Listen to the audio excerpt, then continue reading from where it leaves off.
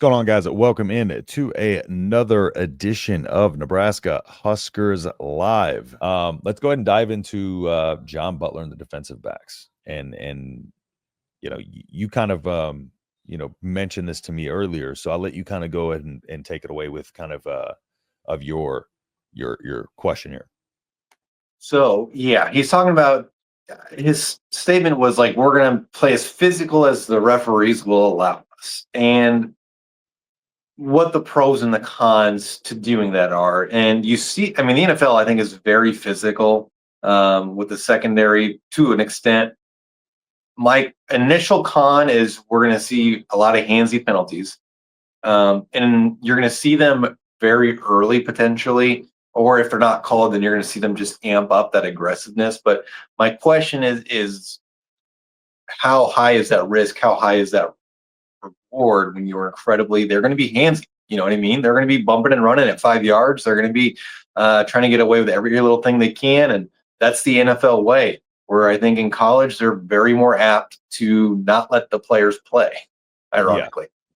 Yeah. And I think that's where the discipline aspect of this is going to be very, very important, because that will be the difference between playing aggressive and playing dirty. Now, when he's talking about aggression, probably to the point that they'll allow us to, of course, as we know, refereeing is very subjective.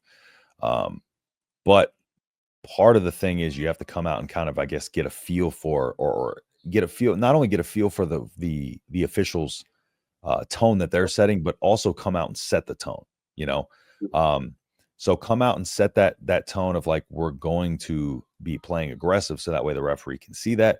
But what the aggression is, it's necessary, because otherwise, without the aggression, you end up leading yourselves to a lot of penalties as well, grabbing penalties and stuff, because aggression at the top of the routes, you can disrupt routes off the line, timing, throw off the timing. And now we got spread them out, RPO, quick throw, offenses that, if you can't bump a guy off the line, if you can't bump a guy at the top of his route, or you don't, then you end up reaching out to grab him. If he gets a step on you and stuff like that, that also leads to penalties. So, it's one of those things where if this team's going to be, a team that wants to be the bully and not the bullied, they're going to have to be able to come out and do that. It helps you in the run game, which is the biggest part of John Butler's, defense, is just stopping the run. Physical defensive backs that, that aren't afraid to come down, fill tackles at the edge, and mentally frustrate those receivers. But again, it all comes down to discipline. If you don't have that, you're going to get flagged every single time. The illegal context, DPIs, you got to know what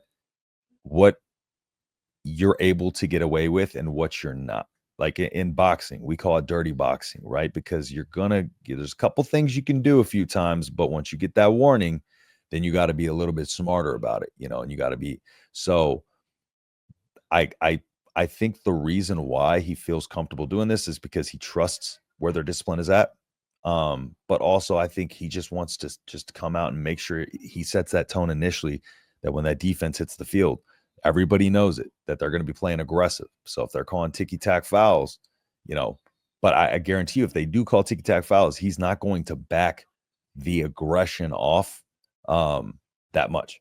He's going to go out there and he's going to let them play and play their brand of football. It's going to be one of those factors where they're going to have to come out and just try to find a way to make it work. And I think that's where, when the defense becomes second nature and what you're doing and reacting becomes second nature, like, then those things become a lot easier for you, less thinking, more reacting, less grabbing. I think the defense is in a position right now to where each individual person is doing their job well enough, to where we're not going to have too many issues with that. But I think he's smart enough to know, he's been there through the college ranks, the NFL ranks, to know, like, here's how we get away with this a little more. Here's how, we don't, vice versa. So there is a give and a take, but I feel like in this style that they want to play, in his style of defense, they got to come out and set that tone for sure. I think we're going to see it really quickly against Cincinnati, because they're going to come out and they're going to want to run the ball, 55, 60% of the time. And I guess my prediction based off his comments is that you're going to see a lot of man-to-man coverage. You're going to see a lot of press man coverage. because they're going to dare Cincinnati to throw the ball, and they're not going to want to because they're not a good throwing team.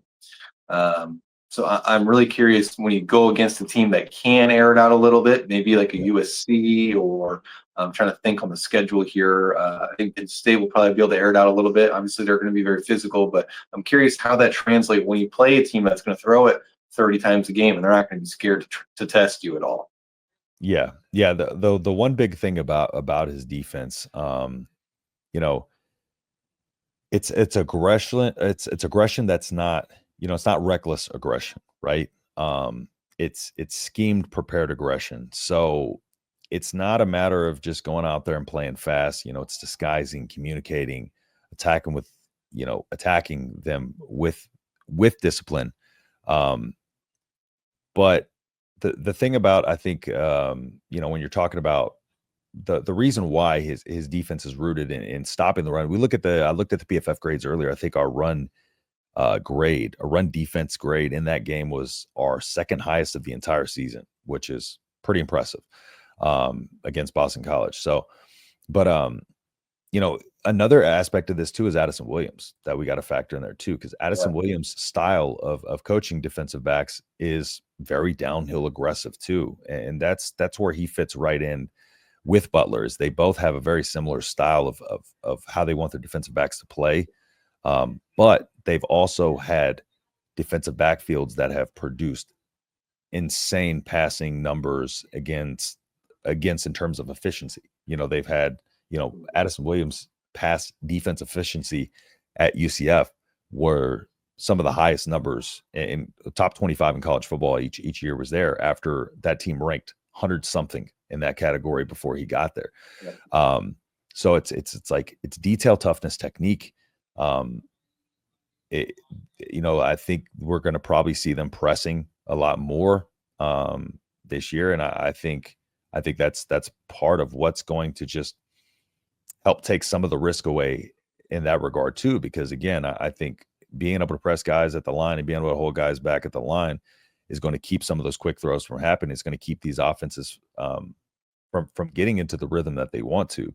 But but I think the defensive backs, like I think his rotation, what was it? Was it 2 deep, 3 deep corner, 2 deep safety? Is that what he said?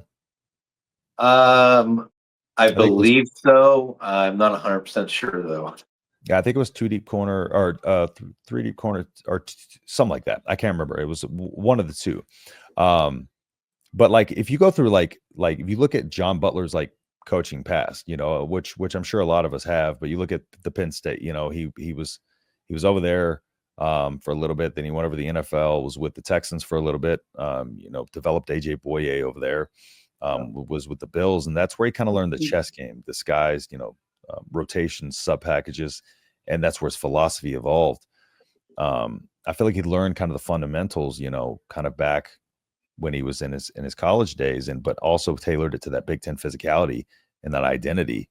And I feel like that path in general kind of helped him kind of in a totality be prepared for this situation now, because that's what kind of gets it to more of a prepared aggression. Like he already knows kind of what he's in for here. Has seen every offense that somebody could throw at his defense.